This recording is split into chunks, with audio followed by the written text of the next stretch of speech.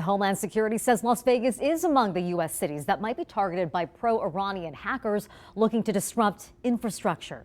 It's not far-fetched. It's happened here before, so we know there's precedent for a cyber attack to hit Las Vegas. News 3's Steve Wolford joins us live with a closer look at the reasons Las Vegas could make for an enticing target. Yeah, that's right, and it has happened before. A good example back in 2014. That's when the Las Vegas Sands Corporation was hit by a massive cyber attack that crippled the company for weeks. Customer information was also compromised, and it was later blamed on the government of Iran. But that's not all. Absolutely. In 2023, right, a few years ago here, in September, MGM had a massive cyber attack. And according to cybersecurity expert Mac Jackson, that hack caused massive disruptions in the resort's operations and lost revenue estimated at upwards of $100 million.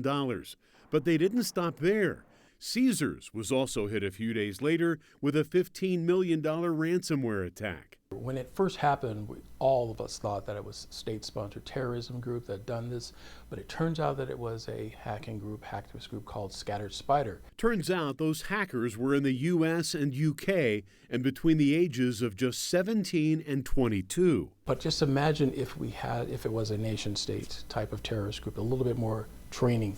Jackson says Las Vegas is an attractive target for cyber terrorism because what happens here is seen all over the world, and it doesn't have to cause physical harm to reach a global audience. It's the psychological attack on the human element, right? If psychologically you can cause people not to show up at an event, not to show up to vote, for example, or the misinformation and disinformation, which we've talked about before, that's the new weaponization of these cyber attacks.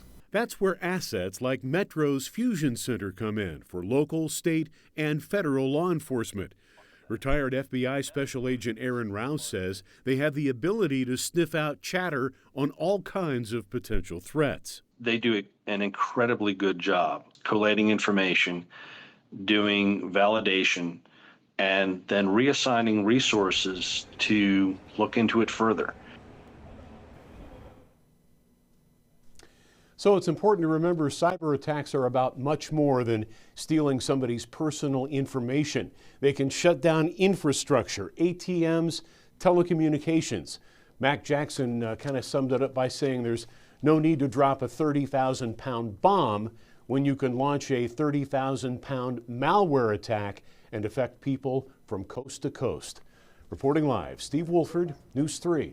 Back to you. Warfare sure has changed over the years, as you point out. Steve, thank you for that.